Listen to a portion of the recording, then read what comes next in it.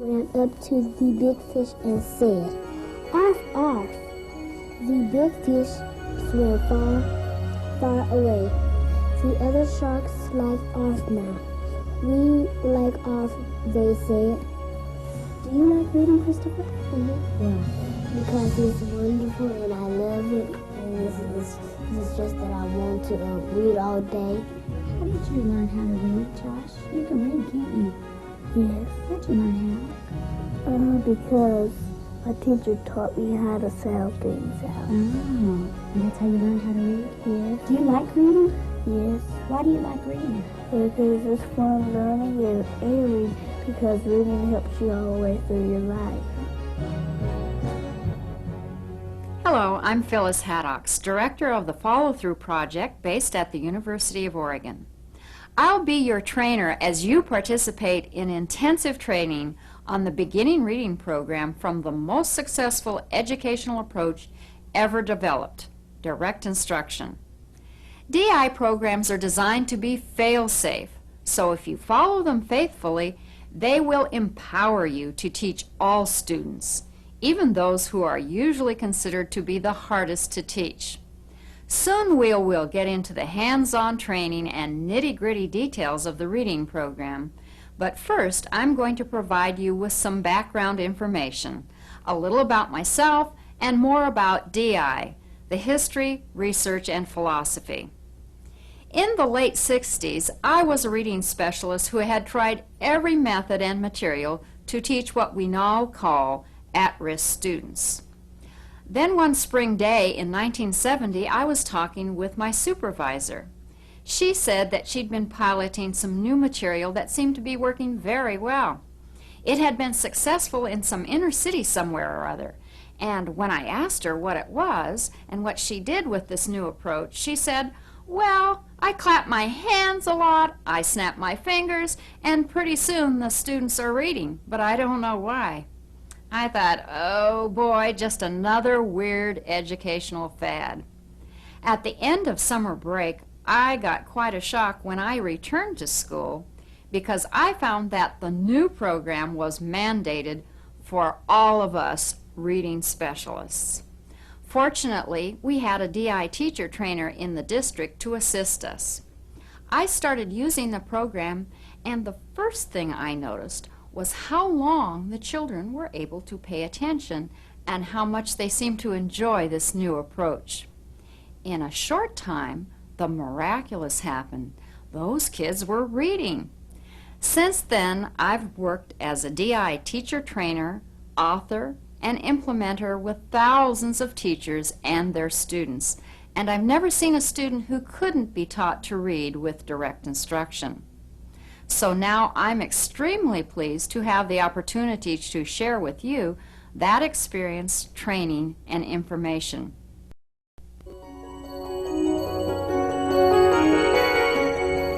The Direct Instruction Reading Series, Reading Mastery, was designed to efficiently teach students functional strategies so that they quickly learn how to decode independently, comprehend what they read for a wide range of purposes, and enjoy the whole process while they learn. During the first 2 levels of Reading Mastery series, children learn how to read. Reading Mastery 1 and 2 should be considered as a unit because together they teach foundation decoding and comprehension strategies.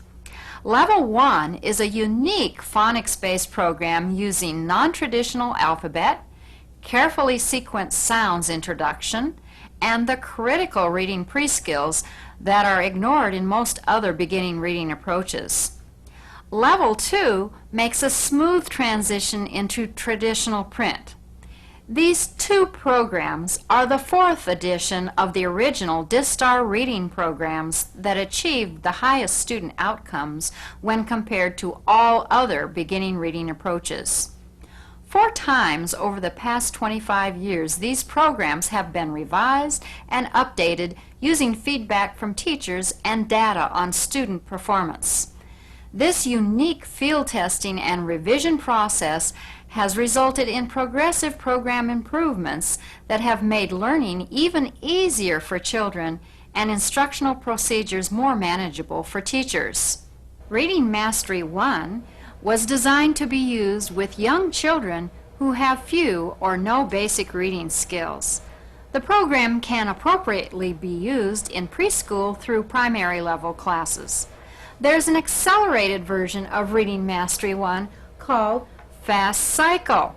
Fast Cycle is typically used with children who can learn at an accelerated rate.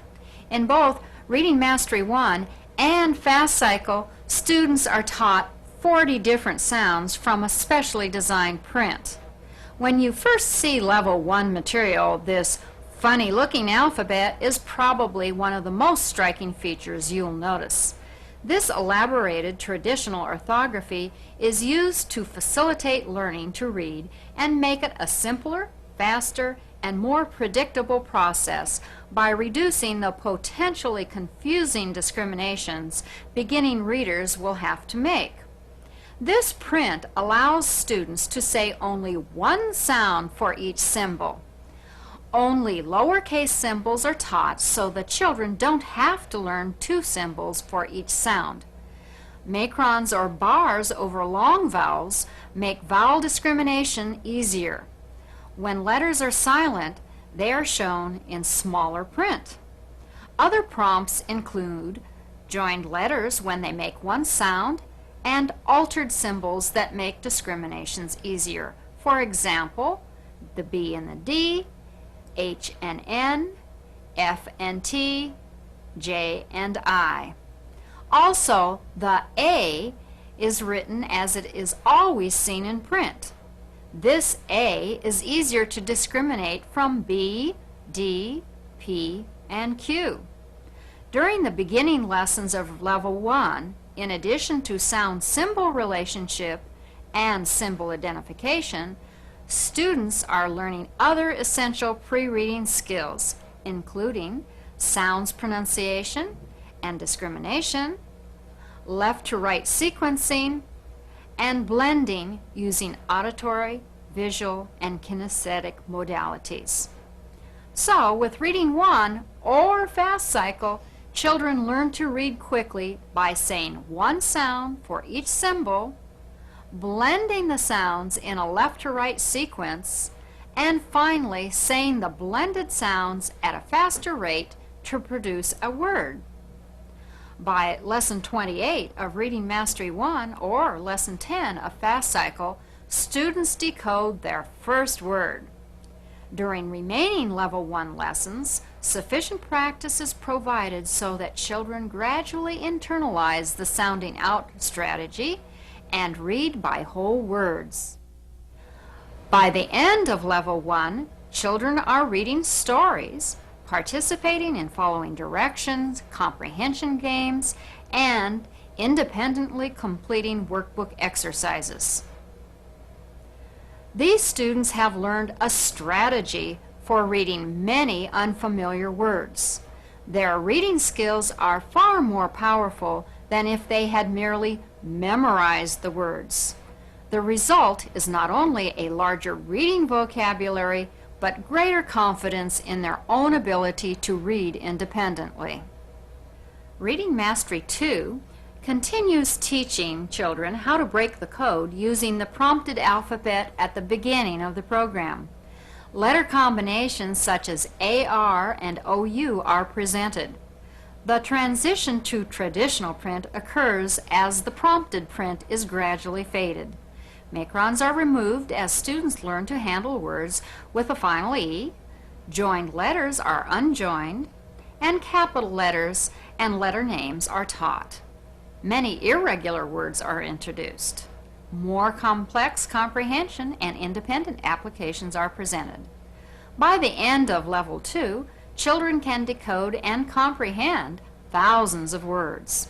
A fast cycle of Reading Mastery 2 is available. Reading Mastery 3 and 4 focus on teaching children to use reading as a tool to learn new information. Stories are carefully designed to integrate science and social studies themes. Reading Mastery 5 and 6 are learning through literature programs that teach complex oral and written applications, including interpretive comprehension, reasoning, and analysis. I'm reading a very, very old story today. It was written by an ancient Greek writer. Who remembers the name of that writer? Toshiba? Homer, very good. Just before he fell asleep, Polyphemus looked at Odysseus and asked him, "What is your name?" Cyclops. Who has an idea about what that would have been like if the Cyclops would have told the story? David, would you like to read us your point of view about from what the Cyclops would have said and thought about what was going on? Yes, the Cyclops. One day on my way home from Poseidon and my father, I saw a large ship on my island. It was a pretty big ship, so I thought huge people sailed in it, and I got scared. As you've seen, the Reading Mastery series is used to teach students how to read, then how to use reading as a tool to learn new information and as a source of enjoyment. The Reading Mastery series was designed to be the foundation of a total integrated language arts curriculum. Other direct instruction programs teach children receptive and expressive language skills. For example, the DISTAR Language 1 program was designed to teach young children the language of instruction, including colors, shapes, common information, following instructions, plurals, concepts of same and different, and sentence generation.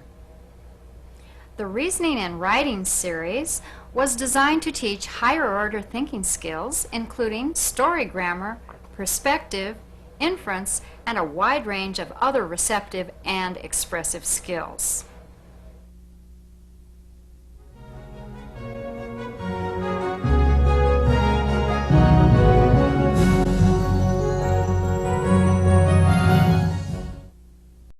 We designed this tape series to assist educators to successfully implement the direct instruction model.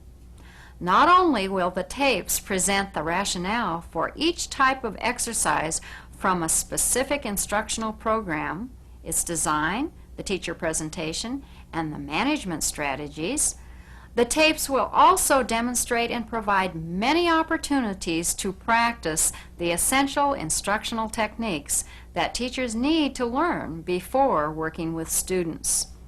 To best use these training tapes, you should schedule sufficient time not only to watch them, but also to participate in practice as indicated on the tapes. Consider these tapes your own intensive pre-service and in-service workshops. You could watch them at home, but you need someone to act as your student. Ideally, you would work with other teachers during sessions scheduled at school.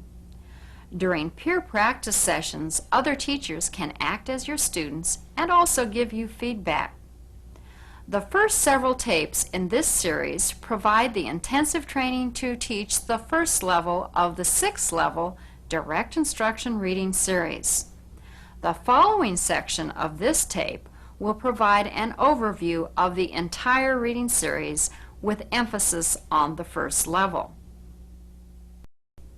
Although DI programs are precision teaching tools, they are, after all, just print on paper. A teacher is the vital link between the instructional tools and the learner. Now, Zig Engelman will discuss your vital role. When you do direct instruction, you're going to serve a lot of people. You're going to serve yourself, you're going to serve the kids, and you're going to serve the system and the parents. That sounds pretty ambitious, but it's true for this reason. You will be able to teach more kids more effectively than you've ever taught them before. You'll reach more kids. The reason is that the program's been designed that way.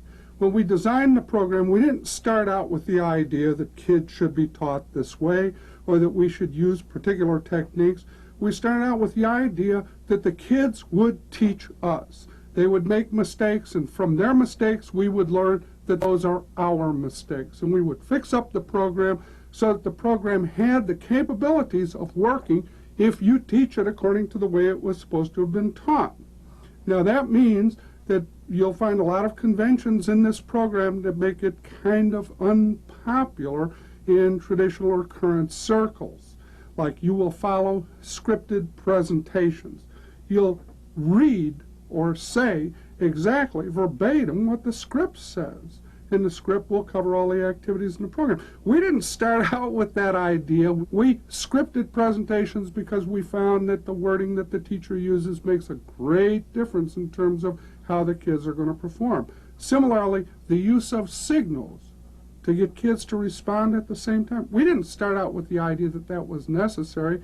Rather, we derived signals because we found that teachers had problems. And they had problems because some of the kids were just parroting responses of other kids. If all the kids respond at the same time, we avoid those problems. And similar other features of the programs like correction mistakes, correction procedures for mistakes that kids make. We didn't start out with the idea that we should introduce those.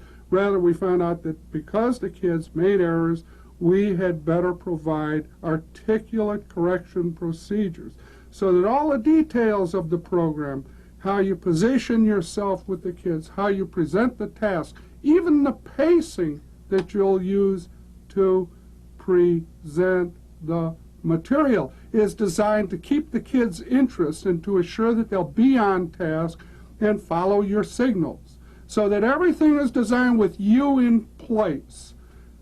The idea is that you're going to get information from the way the kids respond. You're going to use that information to reinforce the kids or to correct them. You will know what each kid is doing. So in a sense, even though you're going to be working with a group, it's like working one-on-one with the individual kids. You're going to be able to hear what they all say. You're going to know what they're all doing. And you're going to be able to teach them to mastery. That's really important.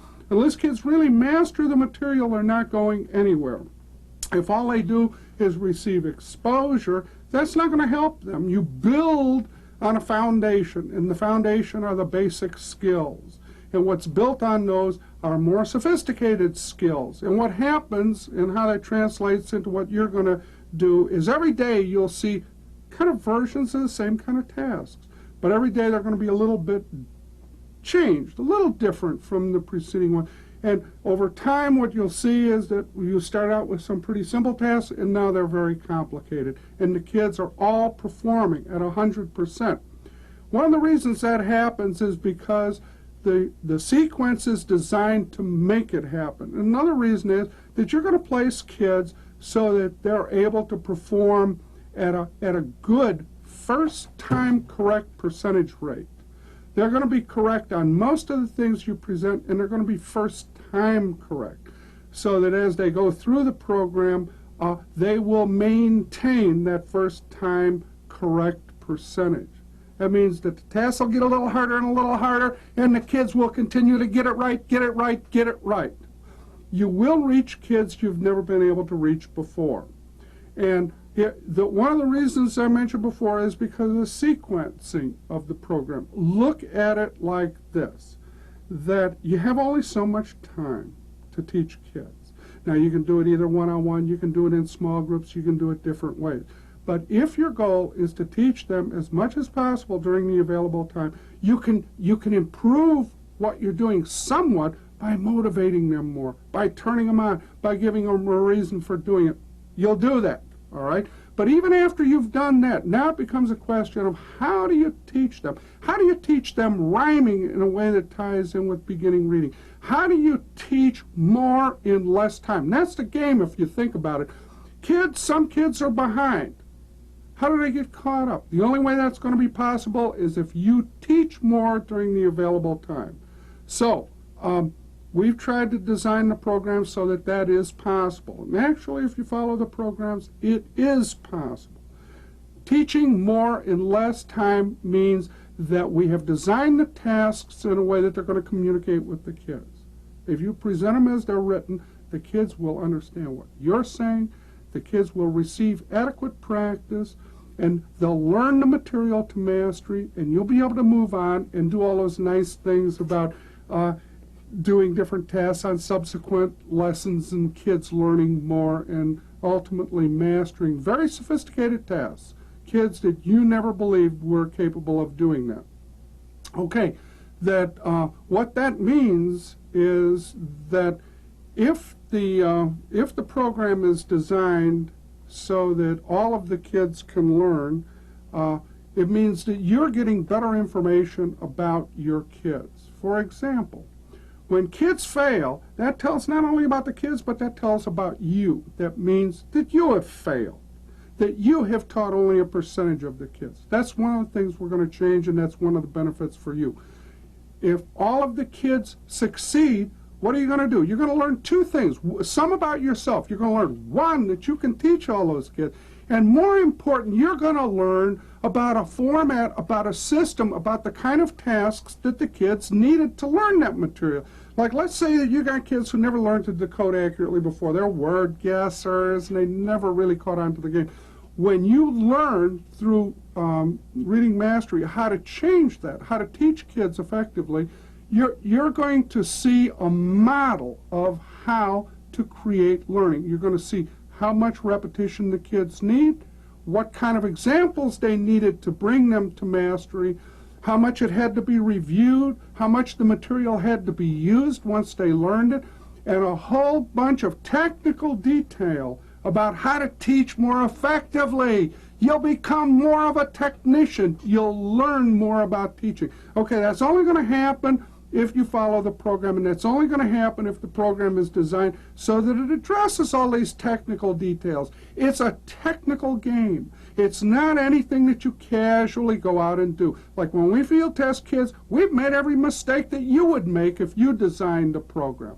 And we saw those mistakes because we could follow those kids up, and we could see the results of our efforts and where we goofed up.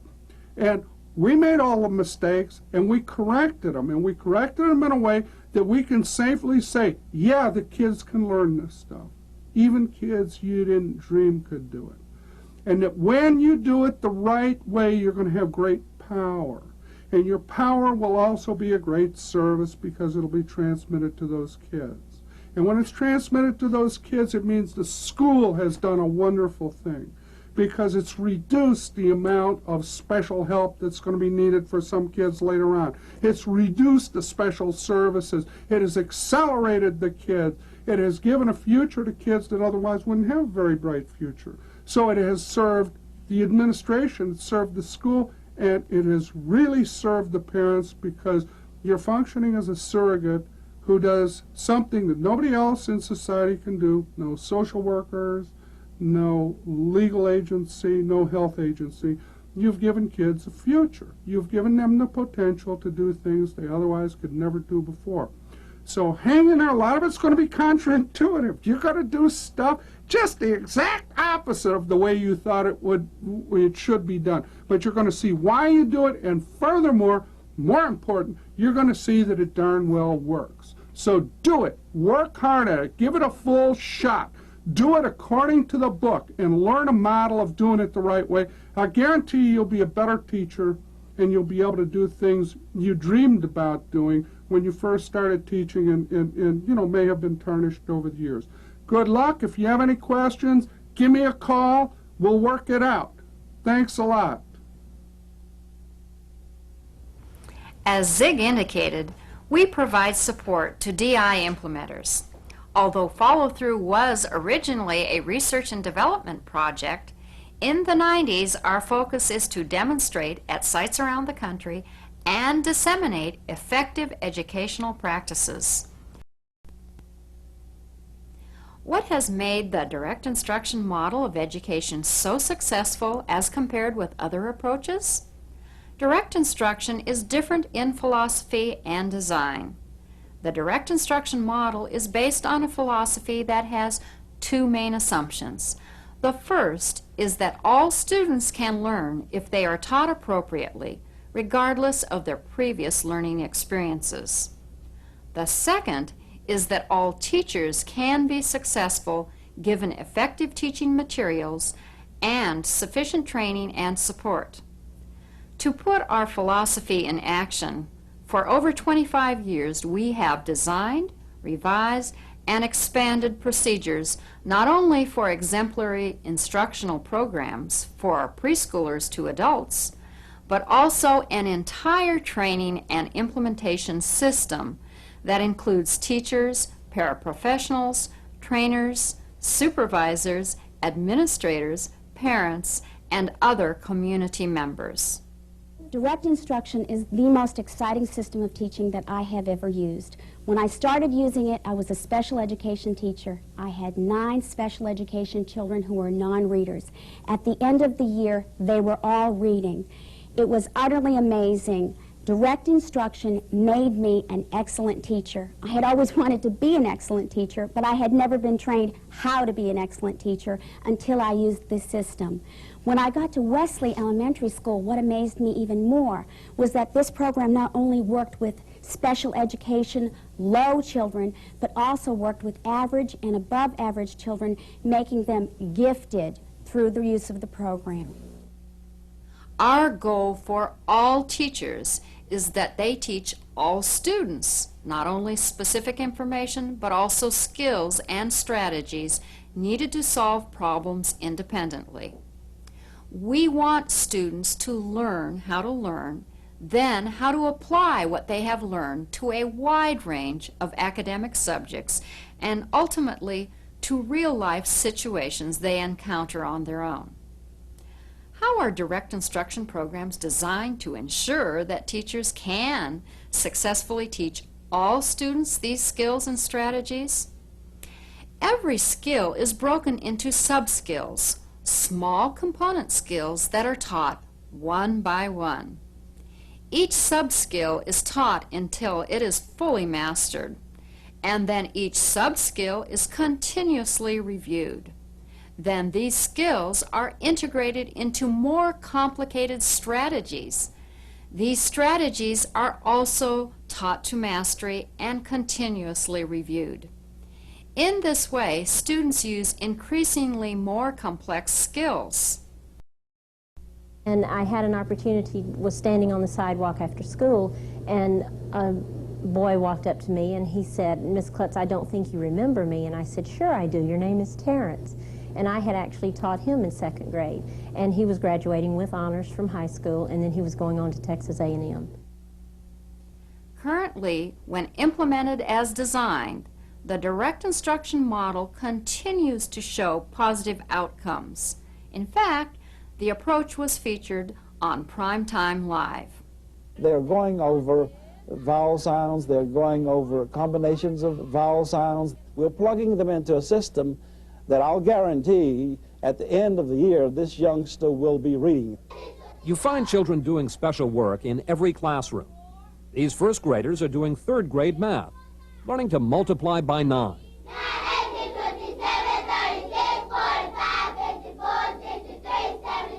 These 5th graders read Shakespeare and Steinbeck, and then compare and contrast. Over the past decade, Wesley has been one of Houston's best performing schools, with children consistently doing work up to 2 years ahead of their grade level. I had a seminar, a DISTAR seminar, and I just used those same strategies and techniques throughout, in all my teaching, not just in the reading. I just transfer them over to my other subject areas. When people come to Wesley, they often hear the word DISTAR and assume it means our primary reading program.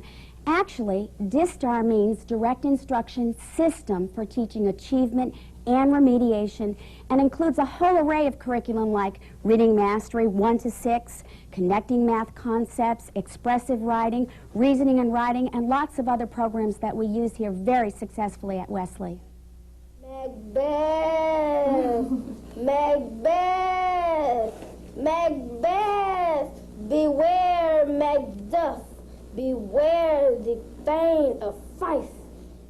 Kids are given a basis, a foundation with mastery, and from that foundation you can veer off. My kids now are reading Shakespeare, and without mastery I'm not so sure they could handle that, because mastery maintains skills and it doesn't assume things for kids, and it gives them the foundation to veer off, and that's what my kids have done with Shakespeare. They've veered off, and they are independent thinkers. They're creative thinkers. Just prior to publication of the first direct instruction programs, the United States Office of Education, as part of the War on Poverty, created a research and development project called Follow Through. This project was to be a follow-through on Head Start and was organized to select and test nationally recognized educational approaches to improving the achievement levels of economically disadvantaged youth up through the 3rd grade. Follow Through was the largest educational experiment ever conducted. For a period of 9 years, the Follow Through project compared major approaches which, with minor modifications, are the same approaches that are popular today. Those approaches were used in 170 communities with 75,000 children a year.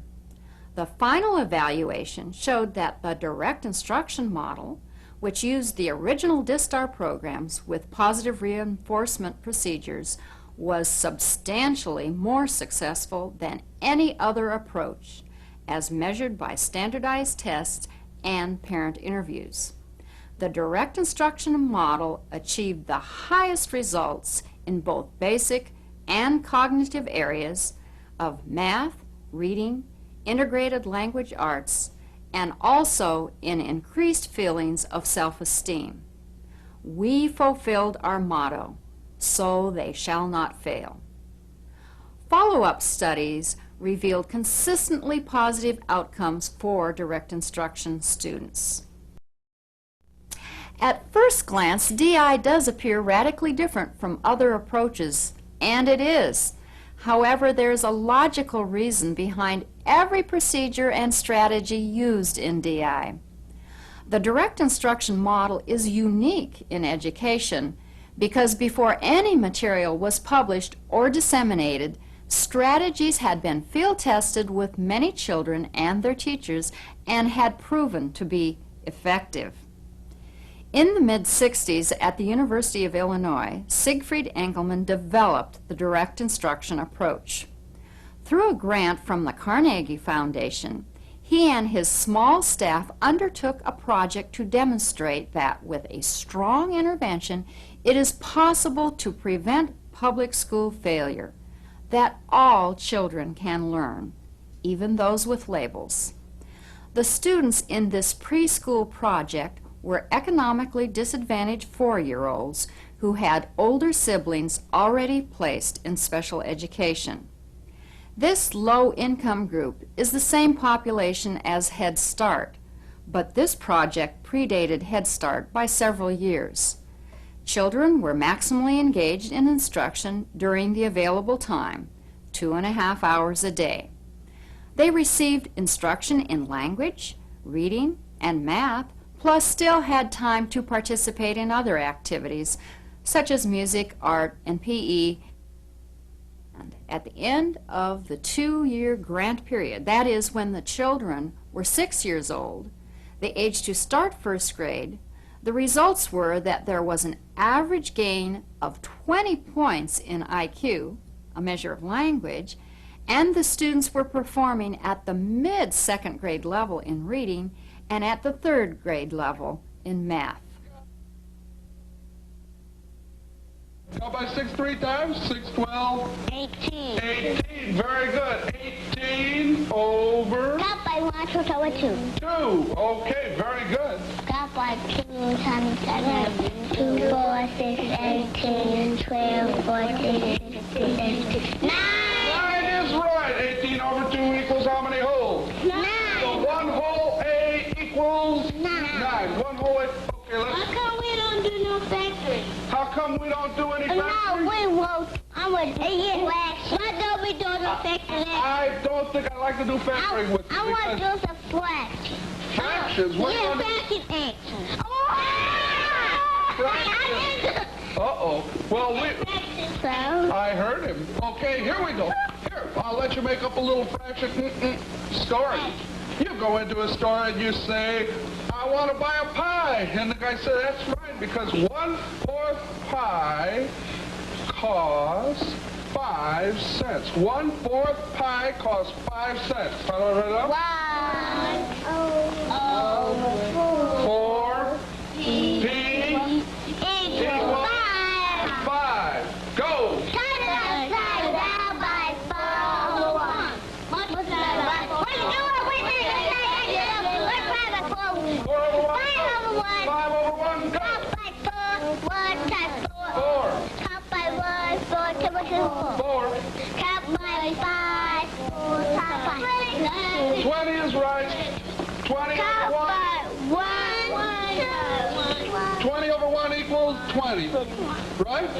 20 over 1 equals 20. So our answer is if 1/4 pie costs 5 cents, the whole pie costs 20 cents. What's wrong? $20. You put $20. Wow. You gotta pay that much for a pie. Is that better? Is that better? Would you rather, do you think 20 cents is right instead of $20? That sounds right to me. After this stunning outcome, the developers decided that to replicate in public schools what was accomplished in the preschool, they would have to design programs that would be both instructional material and teacher training material. They wrote detailed scripts to try out with regular education teachers and their students. This original field test included 1,500 students and their teachers. The scripts went through 7 revisions and were finally published by SRA with the acronym DISTAR, Direct Instruction System for Teaching, Achievement, and Remediation.